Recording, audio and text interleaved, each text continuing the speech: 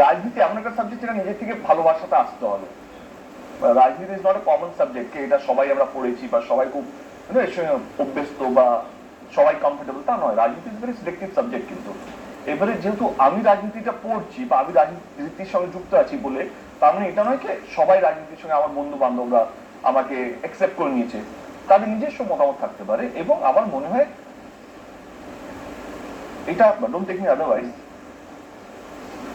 এটা খুব অনেকের মনে হবে ভুল বলছি, কিন্তু এটাই সত্যি কথা। নিজের এরিয়ার নেতার যদি কোনো ক্ষমতা না থাকে তাহলে তার দাঁড়ানো উচিত না। আমার যদি ক্ষমতা না থাকে নিজের জন্য আমি জিতবো, তাহলে আমার দাঁড়ানো উচিত না।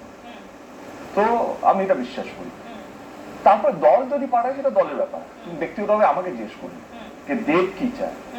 দেব যদি নিজের থেকে দাঁড়িয়ে একা দাঁড়িয়ে যেটা যদি তার কনফিডেন্স না থাকে তাহলে দেবের নিজের দাঁড়ানো উচিত না।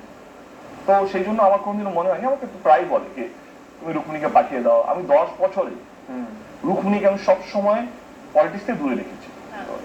মানে এমন নয় কোথাও তুমি রুক্মিণীকে ঘাটলে আমি 10 বছর ধরে যাচ্ছি, কোনোদিনও না। কে রুক্মিণী গেছে আমার সাথে বা আমার সঙ্গে হোটেলে গেছে বা খেতে গেছে বা কোথাও না, she is a different subject. ওর লাইফস্টাইলটা কমপ্লিটলি আলাদা, ওর লাইক অ্যান্ড ডিসলাইক আমি রেসপেক্ট করি।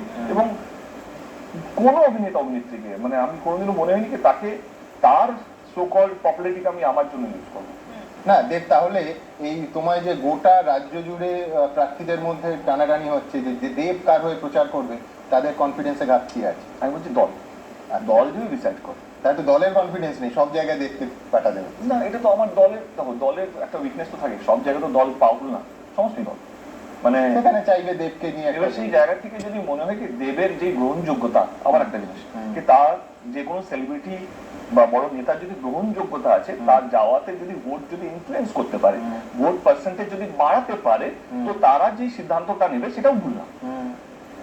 সেটাও ভুল না, কি সবাই তো জিততে চায়। কেউ যদি ভালো জেতাতে চায়